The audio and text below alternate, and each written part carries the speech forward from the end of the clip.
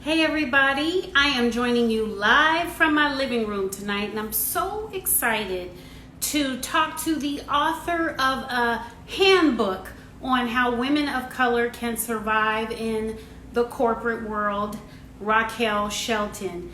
She is somebody who is a contributor to my digital platform, Glowstreamtv, and I think this is a very timely topic now that we have people across the world, black people and non-blacks, trying to figure out how to uh, hundreds of years of racism and intolerance that have been ingrained in people from the beginning. Hey Raquel, how are you? Hey Markette, I love your shirt. How are you? Thank you. You know what? I thought I would pay homage to Nelson Mandela tonight. I mean, there's a lot of heroes who paid really large prices, such as going to jail for speaking up for what they believe in.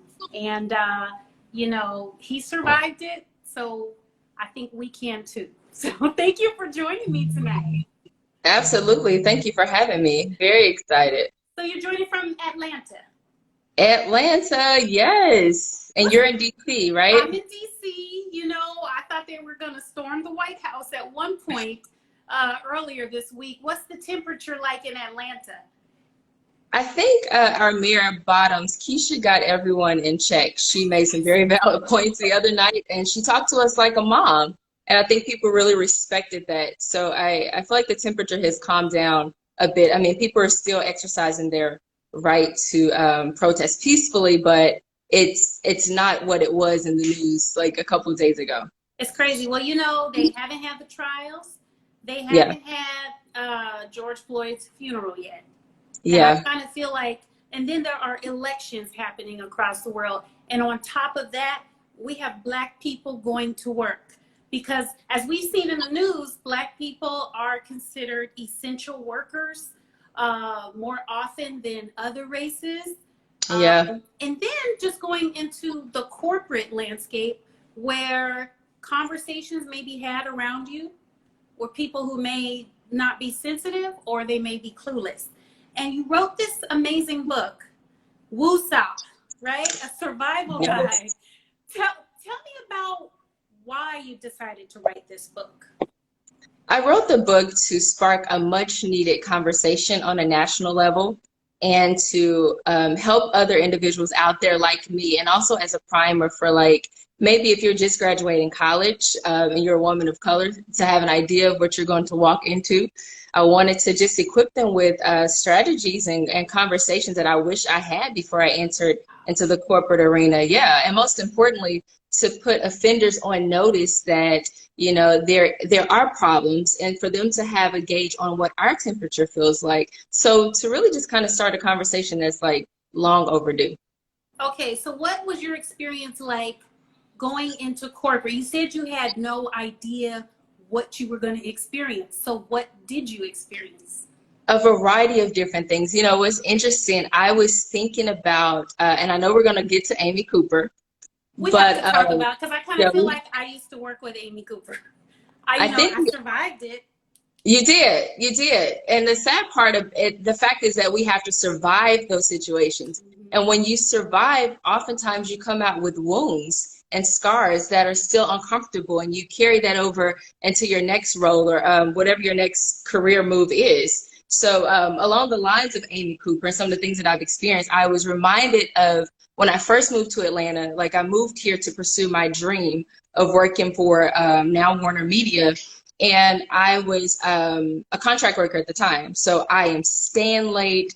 I'm only part-time. I'm going above and beyond. I'm well qualified. At the time, I had maybe about 7 solid years of media production experience and a master's degree. So I'm out here like doing the most to really solidify something. I remember meeting with an HR rep, young, bubbly Caucasian woman that was a couple years older than me. And I was applying for a position, and she basically talked about herself and how her parents were friends with the Turners and how she got her position. And then as I'm expressing, what I'm here for and to try to get some feedback, she told me to do some soul searching.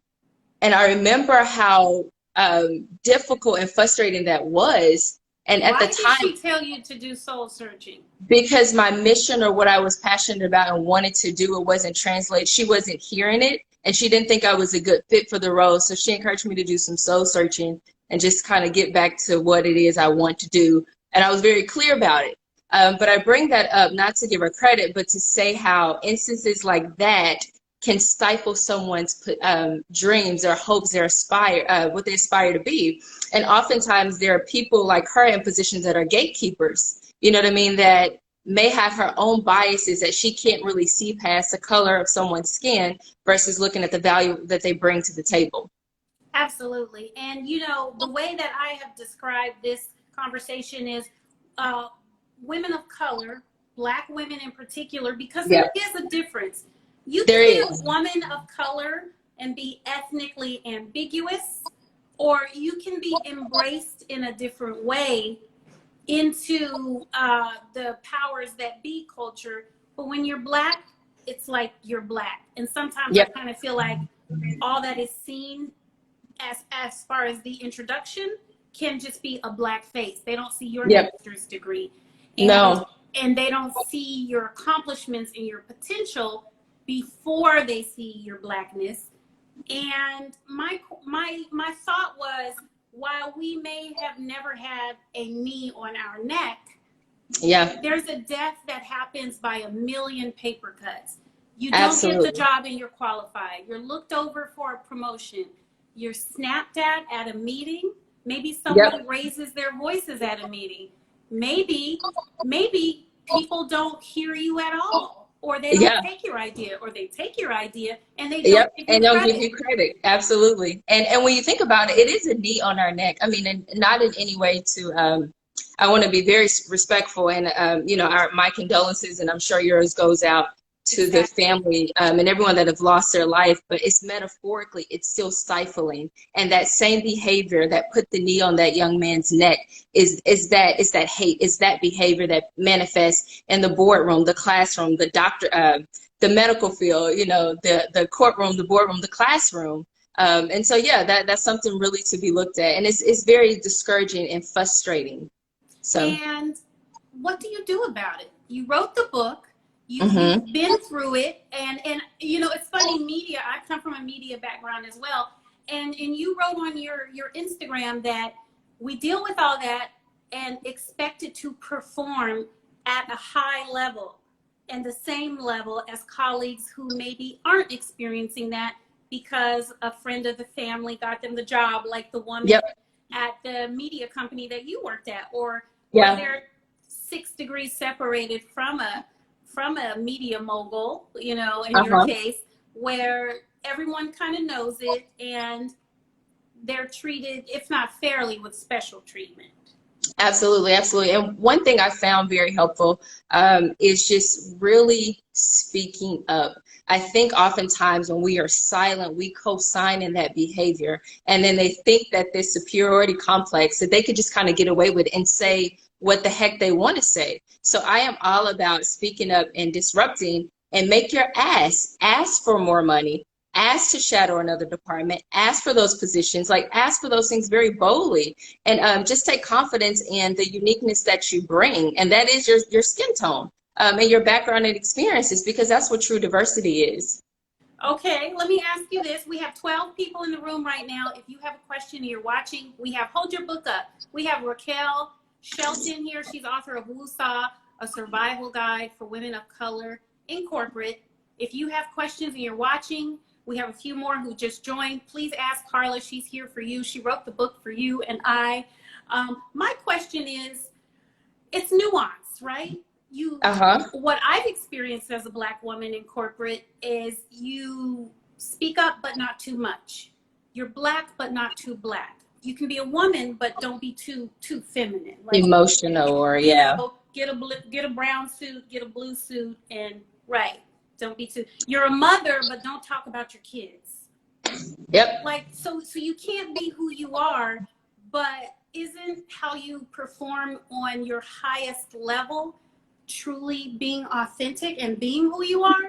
Help me out here. Absolutely. Yeah, no, totally. I mean, because once you feel comfortable, your essence, you're not dealing with the mental anguish of playing this dance or playing the game, if you will. And for those that find that fine line, I mean, I have a different perspective exiting fire in my corporate employer, just kind of moving forward. How well does that serve the people that are forever cha-cha and doing the salsa dance? Because I always say that you can be stellar performance reviews, a great colleague, or playing the game and by the rules, and you can still be let go. Do you know what I mean? There's no job security. There's no security. So if you're walking CM around, McGee is saying, expect to come corporate correct. Do you agree corporate with that? correct. That's interesting. I've never really heard that term, and I'm assuming that's along the lines of being politically correct.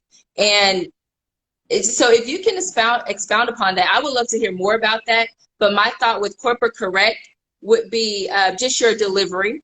I mean, documenting everything. If you're standing on this side of policy and you're not out of policy and you're doing the necessary steps, you're performing at your job, I don't think there is anything wrong with speaking up. Like, seriously, because it can kind of go either way. Here's my thing. While the United States may be a democracy, I'm beginning to think that corporate America is a monarchy.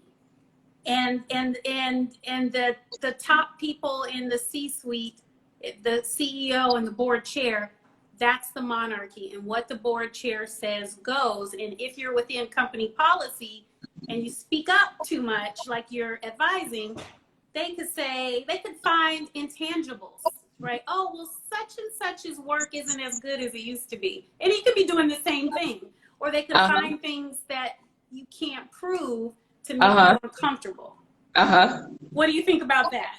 And hey, that happens every day. So the whole premise of Woosah speaks to resetting. So your peace of mind and your health is way more important than finessing and finagling and wearing that mask every day, because you're not going to perform at your highest if you feel stifled and stuck and you're wearing a mask. So at that point, that's for you to kind of do some soul search, some true soul searching, and some self-assessments to see if this culture, if this is a good fit for me. If I've taken out all the necessary steps of documenting myself, speaking up if I feel not challenged or threatened, or if I feel like I'm not fairly treated. If you're doing all the proper things and you're still dealing with that level of anguish, I say it may be time for you to just kind of be honest about that culture possibly not being a good fit for you. Exactly. And CM McGee, Camilla McGee is commenting on this again. Someone else is asking about tone. How can they deliver honesty and not be seen as the, quote, angry Black women? Okay. Well, of course, you know, we're not yelling. I think prefacing any statement, hey, can I speak directly with you? With all due respect, I like to professionally express my sentiments. So you can preface it with something first and then go into your thoughts. Definitely put it in writing. You can record the conversations as well. And even flat out ask, can I have a very candid conversation with you? Because some people may not be ready for that conversation before you just kind of vomit those thoughts on them. If they're not ready and they're like, I got to take a call, then you should let them go, right? You can't let them go. Yes. Crazy. Now, let me ask you a question, too, that's been popping up. I've been kind of checking the blogosphere. Black women have been asking, should they expect Black men to be their keepers on the job? Like, you know, you go into an office and maybe there's only one other Black person there and it's a man. Is that person going to look out for you? Should you have any expectations of that Black man looking out for you just because you share this experience in common? That's good. I would not get comfortable with the thought of anyone looking out for me. You're going to look out for yourself the best way possible because you're invested in yourself. So no, that definitely would not be my expectation just because of the color of our skin. Now, as you build rapport with your colleague, if you've built that common ground and that relationship and that sense of trust, then maybe you two can create a pact or something of that sort to where, hey, let's be each other's eyes if we see or experience something or heard something that the next person did. I think that can be possible, but of course, after developing that relationship with them, but that would not be my expectation. Yeah, no. Morning Cup of Style is commenting. She's saying no expectations. No. That's good. So So look out for yourself. A lot of times women of color, Black women in particular, we are seen as caretakers, or we take Yeah. on the role of taking care of everyone else, being helpers. And Yeah. when you get into a corporate environment where you're not in a support role, where that's not your role, how do Hmm. you break out and become a leader, right? You've already established you have to speak up but be strategic. Just because you Uh-huh. see another brown face doesn't mean that they're going to be your Nope. ally. And so then how do you maneuver around this? I'm not here to help you. I'm here to lead and contribute to the bottom line goals and success of the organization. That's such a great question. I definitely think it's going to be very important to seek out those advocates and those mentors. And a lot of times we're not being promoted to those to the C-suite, or we're not advanced as much because there's no one on the inside advocating for us.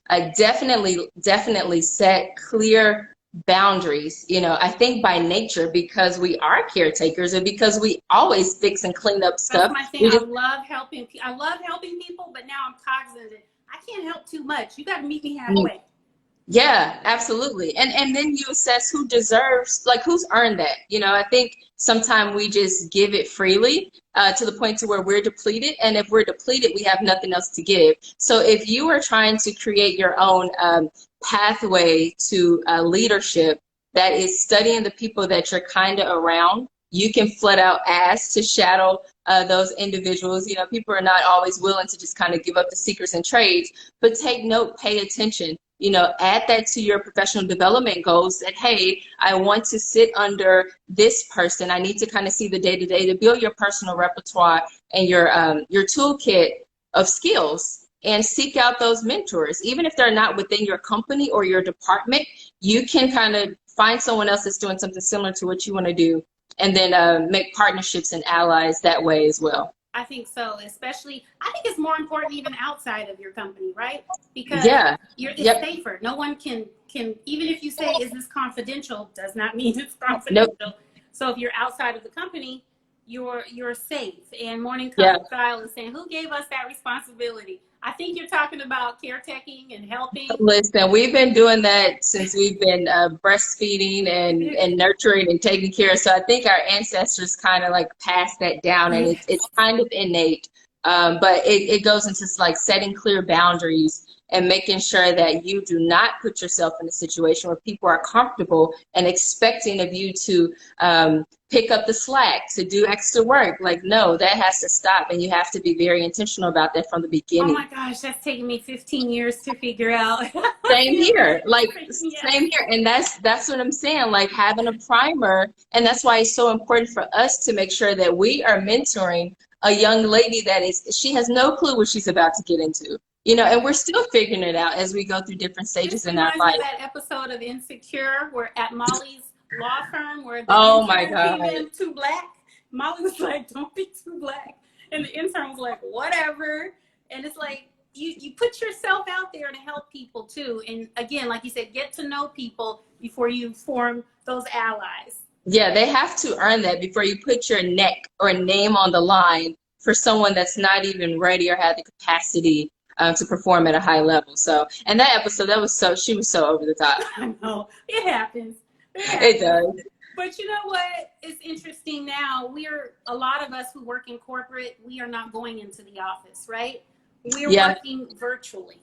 Yeah. My observation is I want to take a big woosah because the random walk-bys of your desk or your office, the water cooler conversations that catch you off guard, I call them microaggressions because somebody, they think they're being funny and maybe they're quoting a movie that you don't think is funny, or they're not, joking in other ways with other people.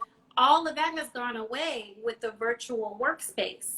Yeah. And I'm kind of like, you know what? Oh, I'm safe in my home, but I'm unsafe when I walk out that door. That's true. That's true. And when you think about it, I was just recently saying how I am so glad that I currently do not work in news right now. There are times where I was in the newsroom watching hours and hours of footage of Walter Scott being shot in the back. You know what I mean? Like it's a constant repeat. And I don't think that a lot of people recognize that Black people as a whole, we are tired, we're exhausted, and this is triggering us. And our emotional and mental health, we can't come in here pretending and smiling and acting like this is business as usual, because this may be business as usual or ordinary day for other individuals, when, you know, this hurts, you know what I mean? So this is a great opportunity to take a woosah and to kind of assess, you know, what you've allowed, what you want to reshift and restructure when we come back into the workplace. Yeah, you know, I relate to being in a newsroom, and sometimes you may be watching hours and hours of the same video because you're editing it and you're trying to get the right cut, and you're covering up things that you can't show on broadcast TV. And you know, you're looking at it thinking, wow, that could have been my brother, my uncle, my father, my son, and the other people, just another day at the office. Maybe, you know, maybe they don't feel anything. Maybe they're indifferent to it. And even that's frustrating. And even that's frustrating, because it's like, why don't you feel, which then causes friction among colleagues. You know, I distinctively remember crying several times covering the Michael Brown situation, and, you know, coworkers not understanding, like, you don't know him, but like, I do know him. You know, I don't have to know him. He could have been one of my brother, cousin, whomever. So but for the grace of God, it wasn't. That's the only difference. Now, how do you think we handle George Floyd? The news story is getting bigger and bigger and bigger, and we are working from home, but while we're working in a virtual space, workplace politics are still there. They are meeting. There's still comments. A lot of companies are taking strong stances. Some aren't, and you're seeing Twitter and the feeds of, you know, who's saying what, who's saying something, who's staying silent. And it was interesting. I read a post actually from the Executive Leadership Council, and they train African-American executives. And it was like, dear corporate America, your Black employees are crying in between meetings. They're exhausted. They're confused. They don't feel safe. And it's like, what's your advice? Because you still have to pay the mortgage. You still have to pay the car note. You do. Yeah, absolutely. And yeah, like you mentioned, we're still working, although we're here. I think the main thing is knowing your capacity and knowing when to just kind of tune out to protect your peace. I'm not saying disconnect where you're not aware of what's taking place, but, you know, if it's affecting your core, let's say you're snappy in an email because your white colleague has sent something, and then you're already in a different headspace. So take a moment and just, before you send any emails, take a moment and just kind of reread it, assess, make sure you're not being reactive, excuse me, and make sure that you're not responding off of emotion, and really tune out. You've got to develop that mental toughness, which I'm going to talk about on Friday's episode with Glowstreamtv. Right, let me just give you a plug. For all of you watching, Raquel does a Fearless Friday video on glowstreamtv.com. Every Friday is so good. I look forward to it. She gives you a minute of inspiration, affirmation. And it's so funny. I was like, you know, I connected with you over building this platform. And then when you started sending your videos, I would review them before I posted them. And I didn't even know I needed it. Because I was like, oh, I'm in a good place. I'm fine. And I'm like, nope, I needed that. So what's coming this Friday as far as Fearless Friday, your motivational video? Mental toughness. And I think that's very important, more than ever.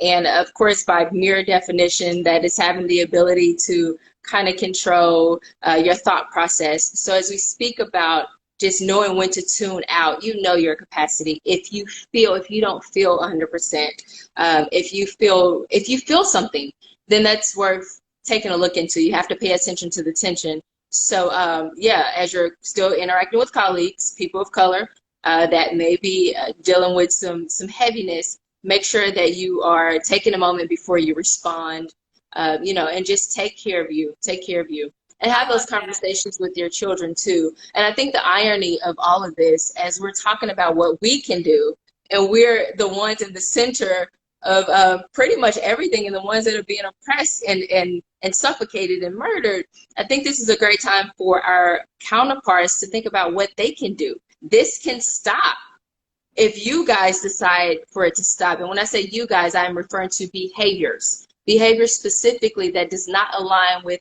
the theme of collaborating, love, empathy, and compassion. Like those behaviors that are counterproductive to that, check those within yourself. Have the conversations with your children. And you know, as long as people that do not look like us decide to step in and have empathy and partner with us and help to eradicate hate, we may not have another George Floyd. You know what I mean? This has to happen before we get to that point, these conversations. Change is slow, and I haven't been in news. Let me tell you, I've seen colleagues come in 45 minutes late every day, keep their jobs. I've seen colleagues yell and scream at the top of their lungs, and it's like they're not looking at them. They're like, oh, no. What did you do to cause this person to scream at the top of their lungs? Yeah. The best advice I got was the same rules do not apply, right? You have your Amy Coopers, and I watched that video and was very disturbed. For people who don't know, Amy Cooper is a woman who called the cops on a man in the park because her dog was off the leash, and he's like, I'm uncomfortable, and there are dog leash laws. So she gets irate, she calls the police on him because he's telling her calmly that he's uncomfortable. And I looked at that video and was disturbed again, like so many other cases, because I thought, I used to work with an Amy Cooper. Yeah. Who would get irate and fly off the handle, and you just like mortgage payment. Yeah. You know? And you're just like, you're like, do I stay? Do you fight? Do you flight? You're just kind of there, and there's no accountability. It's so disheartening. I actually have a quote from Van Jones that I want to share. But I also had a very similar Amy Cooper situation where I was in a park on a blanket minding my business, and this woman was on her phone and her dog was not on a leash, and it started running up to me, and I'm not a big fan of dogs, so I'm like kicking at it, and I'm like, yo, lady, get your dog. What are you doing in this park anyway? Was her response. And I was with someone that calmed me down a bit because I was like triggered that quick, like the entitlement of it. And again, it's those behaviors. This is, I am superior. Who are you to check me and to tell me that I am in the wrong? Okay, so I think the drumbeat now, because I've had experiences, it seems like, you know, the same rules don't apply to dogs either. Because it happens to me where I'm like, I'm a dog person. I love animals, but that doesn't mean I want your animal running up to me, especially when I had a baby and it was just a strange dog. But to keep it on the subject of work, where it's an uncontrolled environment, because you can't just walk up off of your job unless you're independently wealthy. Then you can do that. But to keep it on there, I had an older Black woman tell me one day, she said, on the first day of your new job, start looking for your next job, because Black women in corporate don't last long. And it was such a daunting thought to think, do you mean I just have to stay in a cycle of changing jobs? Wow. You know what I mean? Just because when they get comfortable enough to start making you uncomfortable, then you can leave. Oh, that's good. Do you know, what do you do when the advice is just always stay looking? Wow. And I shook my head because I heard that as well. And not just like a corporate and a Black woman thing. I do think with any job, you should always have your resume ready to go. In situations like this is a great time for us to revisit what skills do we have and how can we make them work for ourselves. And even while we're in the job, what skills can we learn and master to then again make it work for ourselves? Because we should always be thinking like independent minded. Long gone are the days of where we're with employers 30, 40 years and retiring. We should always, I think, be looking forward to like additional streams of income and having something for yourself. And so really quick on the Amy Cooper thing, to your point, Van Jones, these were his words, and I thought it was eloquently delivered. He mentioned, it's not the racist KKK, it's the white liberal Hillary supporters who would say she doesn't have issue or see race and gives to charities, but the moment she sees a Black man who she has issue with, she weaponizes race like she had been trained by the Aryan Nation. Wow. That's Very powerful. And so to this people have point, mixed feelings about Van Jones too. Oh, I must say. yeah, Yeah. yeah, but that's another. Is he invited to the cookout? Is he still invited to the cookout? Ooh, you put me on the spot. I don't know. Okay. Well, we're not Hey, gonna worry about I it. saw in a post that this is the cookout. This is the But the cookout? point, this whole thing that we're going through. So if these people are invited, speak up and use your platform and use your influence while you're here with us. Let me Since you're say begging to something. get to the So cookout. it's interesting. Uh, the good white people who exist in the world and are my friends have been reaching out to me. And I was surprised because some people, you know, you're just like, I know that we're friends and we stay away from race. We don't talk about Uh-huh. politics. We just Yeah. have this friendship and that's it. I What do have you a think problem. about that? I'm sorry. I just got I have a problem when we say racist politics. That's humanity. That is not politics. Okay. Do you know what I mean? Like, so we're not dealing with the political issue or what party you're part of. When you see someone hurting or in distress or being treated unfairly and injustice is taking place, that's a humanity issue. And anyone that refers to politics, I have problems with that because that means they missed the whole point to begin with. And I didn't mean to interrupt, but No, I go was for just it. going to say, so in the past few days, like I had this long conversation with an older white gentleman who is a professional colleague. And he was sharing his outrage and telling me that he wasn't going to sit behind silence and speak Okay. up. And I thought, wow, I have known him for a while, but I didn't know that he was not a racist. I just knew him as a nice guy. Okay. And now what I'm finding out is for people who do not feel comfortable with it being ambiguous about whether or not they're a racist, they are coming out. And I think that that's healthy, you know, especially when you're working side by side with someone on a common goal, such as an organizational mission or something. What are your thoughts on that? I totally agree. I do think it's healthy, but and not that it's our job to police them reaching out, but that is for them to really check their true motives. Are some things out of obligation? You know what I mean? Or, you know, even if it's genuine, you know, the sentiments are very much so appreciated. And kind of to the Van Jones point, I think the connection he was trying to draw, that it's not just the flagrant stuff to what we were talking about. It's the subtleties. It's the blocking this person from getting the promotion. It's the throwing shade, you know, as you leave a room. It's the cutting you off in a meeting and speaking over you. So I think some of those are the things that you kind of have to pay attention to. But I am so glad to hear that he did reach out to you. But for them, you know, a post is great, a statement is great, but if you are not moved enough to take action day to day, what can you do? And why I saw Amanda Seals, I saw something Amanda Seals recently posted, and it's like, if this is now you just realize that something, and I'm paraphrasing, now that you're just realizing that there's an issue here, that's an issue.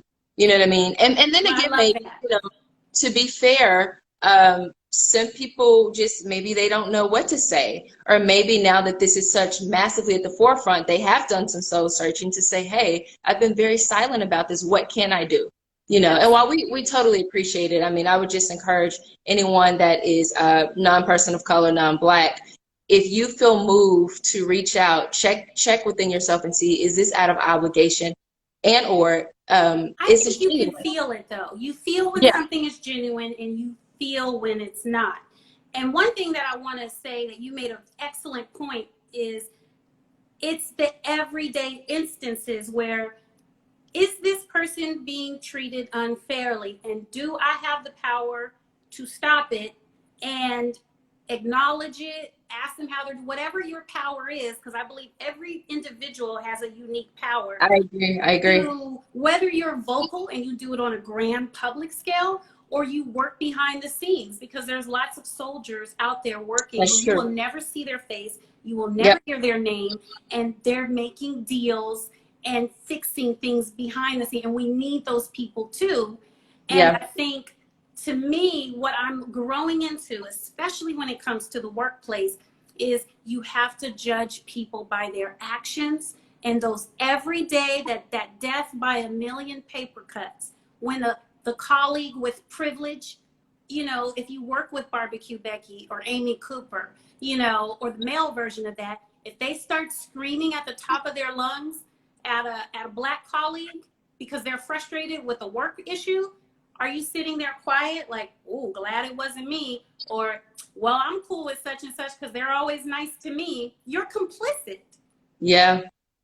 Absolutely, absolutely. I agree. And just to kind of bring it back to the person that texts you, have them text that to their people. Oh, yeah. You know what I mean? No. So it's like, while you're checking on me, make sure, thank you so much. I appreciate this. But could you please send this message to 6 of your friends and encourage them I to kind love of do some that. self-assessment? Yeah. So, but yeah, no, you have to speak up and say something. And even if that's not your nature, because some people are introverts, some people Right. just, they don't assume the leadership role and they're not just as boisterous. When you see something, you can still send an email. You can document that down. And that way, if it comes up, then they have an ally or they have someone that witnessed it. Here's my thing. When you find yourself at work documenting stuff, It's a it's time to problem. go. It's time to Hey, go.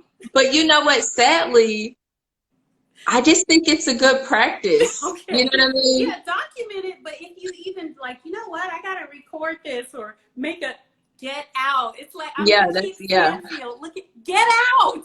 Right, right, right, right. Yeah, It's absolutely. crazy. Okay, so you mentioned earlier, I think that not enough people discover this or they don't discover it early.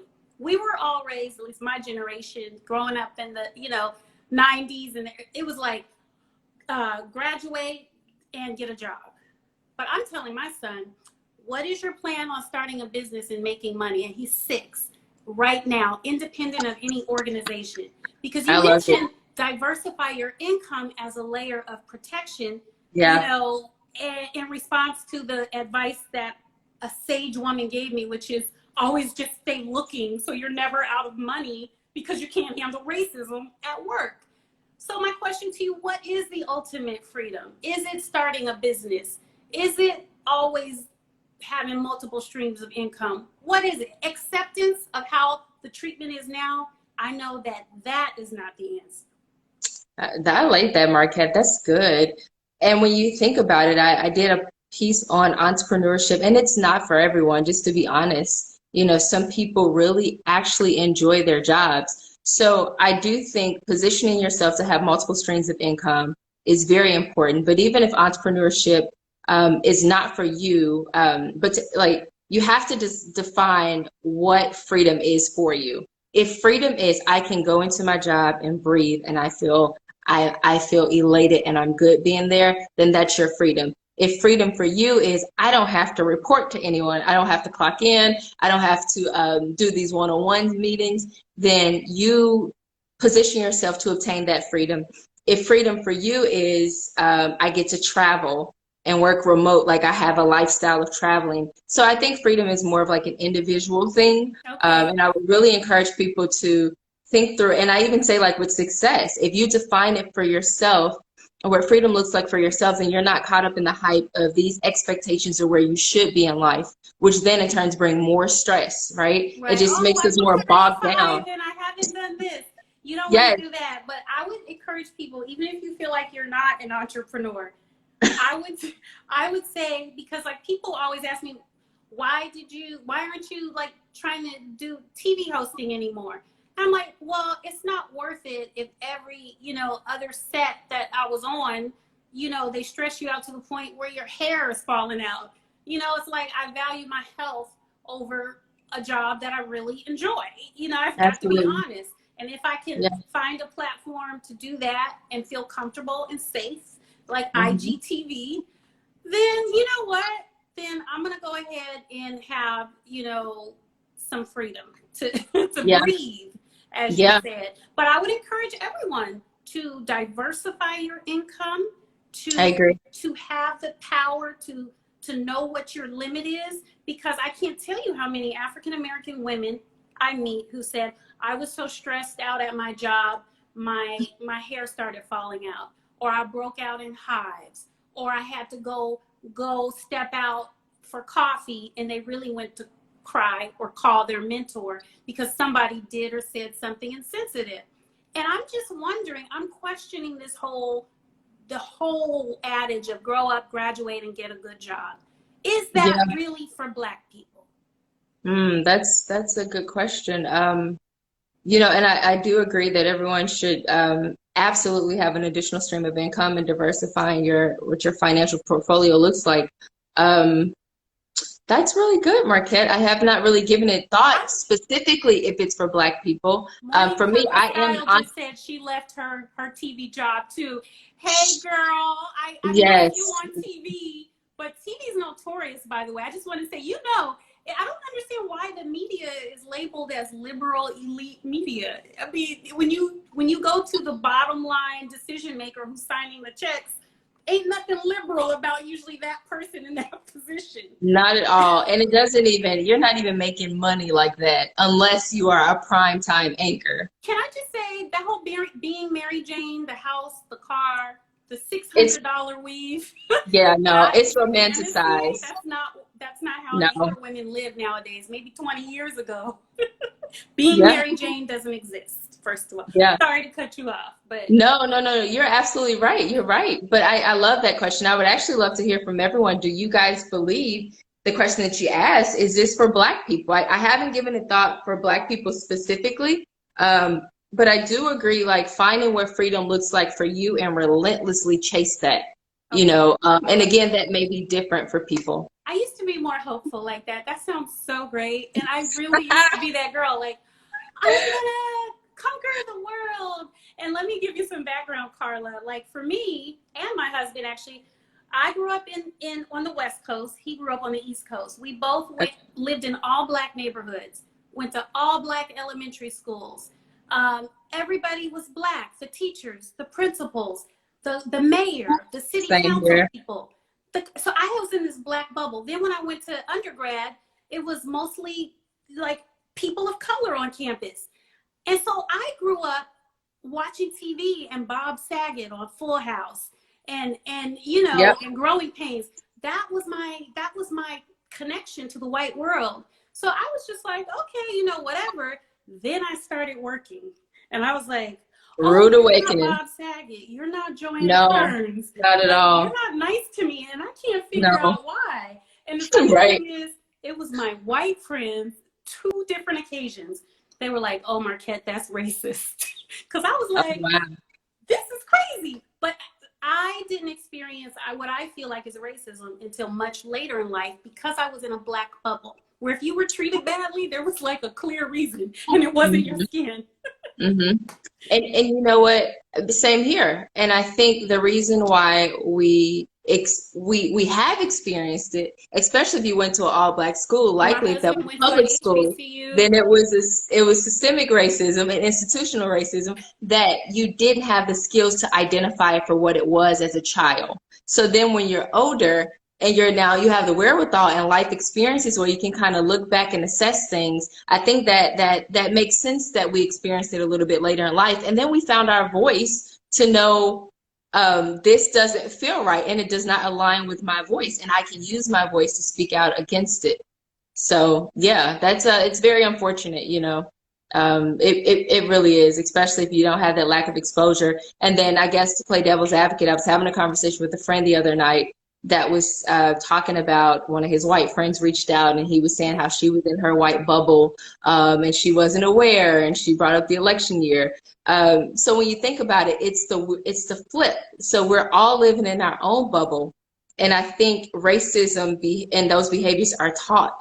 You know, at the core, you can have the 2 babies that are just playing together. So it's really up to the parents on both sides to have conversations, you know what I mean, and to intentionally integrate, because the real world does not look like our beloved HBCU. And I'm all for HBCUs. I mean, I learned a lot. Now that I'm like woke, I'm like, oh my God, and my son's got to go to Morehouse, Howard, Grant. He's got to go somewhere. But I'm like, I will delay him entering an environment that's not diverse as long as I possibly can. But oh yeah, because you know IGTV will cut us off. We're at 45 minutes with Raquel Shelton, author of the book Woosah, a survival guide for women of color in corporate. This book and your weekly Fearless Friday videos are just so phenomenal. I mean, Thank you just you. really put into perspective how to be positive and move forward. And I would like to give you the opportunity to leave some final thoughts, because one reason why I wore my Nelson Mandela t-shirt that I love so much is whenever I get down, I feel like, well, imagine what Nelson Mandela did in his time years ago and overcame.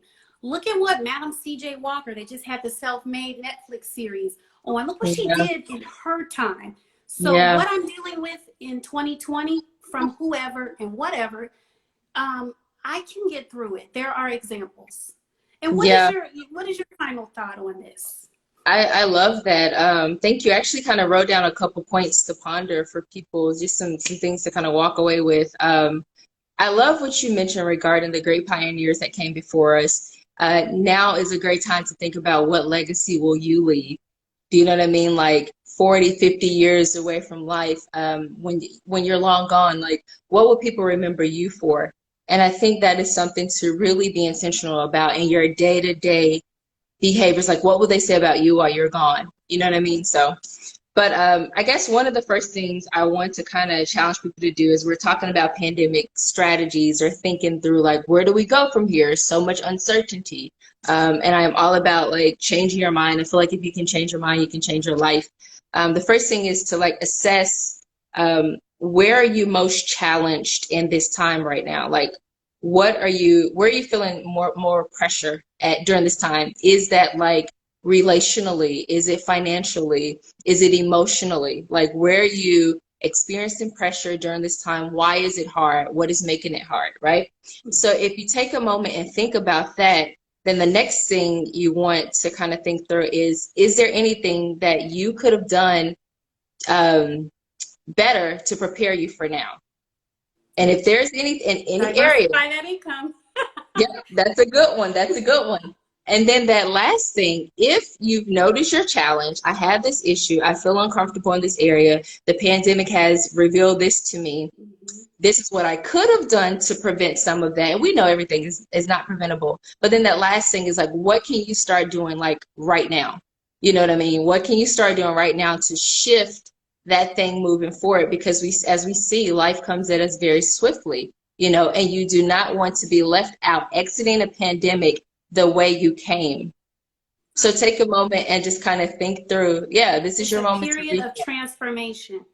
Yes. Absolutely. This is your moment to Hallelujah. reset. And I love you give actionable steps. And I see a lot of our folks were like, the blood of Jesus covers me. Yes, the blood of Jesus does cover us.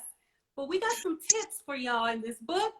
Yeah. We've got some great people. We've got a community. We've got the cookout happening right now, you Yep. know, and we need actionable tips. So I love it. You do. And you have to play your part. Like, you don't think that you can't do anything. If you're not out in the streets, that's fine. You don't have to be out there, but you can go grab your nephews, go grab your friends' Black children, go grab your own Black children and have conversations with them. You can reach out to other people. You can use your platform on whatever level that you're on to send some inspiration, to send some light, share your thoughts. Like, don't sleep on your thoughts, because your rim of influence, it's bigger than you know. People are always watching, and you may have the actual words that's going to free someone else out of that thing that has them stuck. So there is a lot you can do. You can even consider donating, even if it's $5, $10 to some of these organizations. Of course, vet them first, but you can consider donating. And if you want to protest, go for it. So there's things that we can do. I love it. And I want everybody to remind you, go to Raquel's website. Let's hear the website and your Twitter handle one more time before we sign off this evening.